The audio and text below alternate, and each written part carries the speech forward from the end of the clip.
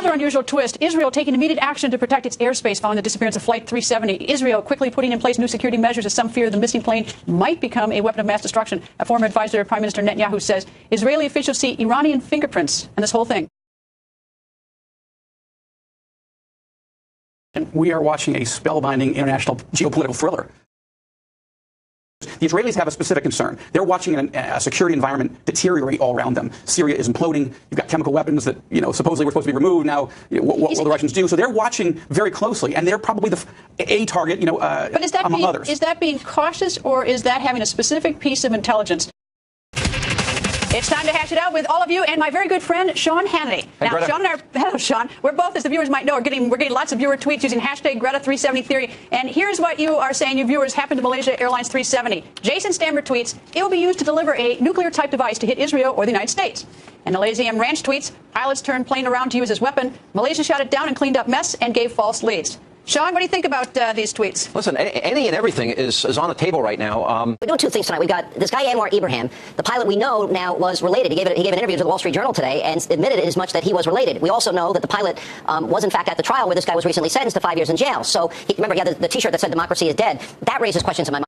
He is suggesting that he thinks, I believe backed by some sources that he has, that the plane may have even landed in Pakistan. And that's pretty fascinating to me, and that would tell me that our government and the Pakistani government and a lot of people here involved in this know more than what they're... And a lot of people here involved in this know more than what they're telling us.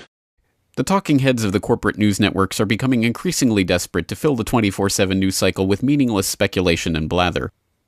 In their desperation, they have even turned to speculation on a subject long shunned as outlandish conspiracy theory by these very same networks: the possibility of remote control hijackings of commercial passenger jets. The latest theory is the flight could have fallen victim to the world's first cyber hijack. In an interview with the UK's Sunday Express, Dr. Sally Leversley, a former Home Office scientific advisor, said she believed malicious codes triggered by a mobile phone or a USB stick could have been able to override the aircraft's security system. This could then change the plane's speed, altitude and direction by sending radio signals to its flight management system. In April last year, Hugo Tesso, a security consultant, described how aircraft hacking was possible during a lecture at a computer hacking conference. The speculation is prompted in part by a report in the Federal Register last November noting that several models of 777, including the 777-200 model used for Flight 370, were susceptible to outside attack. Question mark headlines musing about the possibility of such a cyber hijacking serve to obscure or even deny a very important point.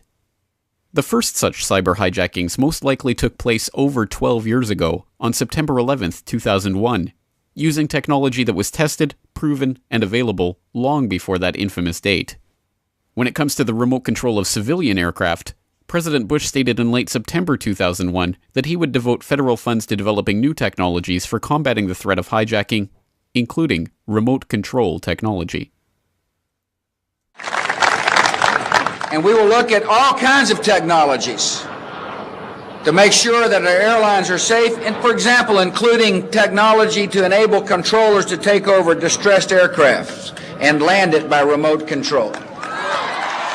Another curious connection presents itself in Dov Zakheim, the comptroller of the Bush Pentagon and, until taking over his Pentagon role in 2001, CEO of SPC International, a subsidiary of System Planning Corporation, which provides a so-called flight termination system for the U.S. military that the company boasts provides a fully redundant turnkey range safety and test system for remote control and flight termination of airborne test vehicles. As comptroller of the Pentagon, Zakheim was responsible for the trillions of dollars that could not be accounted for in the Pentagon's books at the time of 9/11, and which prompted Secretary of Defense Rumsfeld to declare a war on bureaucracy on September 10, 2001. Pentagon. The day before 9/11, Secretary of Defense Donald Rumsfeld declared war, not on foreign terrorists. The adversary is closer to home. It's the Pentagon bureaucracy. He said money wasted by the military poses a serious threat. In fact, it could be said that it's a matter of life and death. Rumsfeld promised change, but the next day, the world changed. And in the rush to fund the war on terrorism, the war on waste seems to have been forgotten. My '03 budget calls for more than $48 billion in new defense spending. More money for the Pentagon when its own auditors admit the military cannot account for 25% of what it already spends. According to some estimates, we cannot track $2.3 trillion in transactions.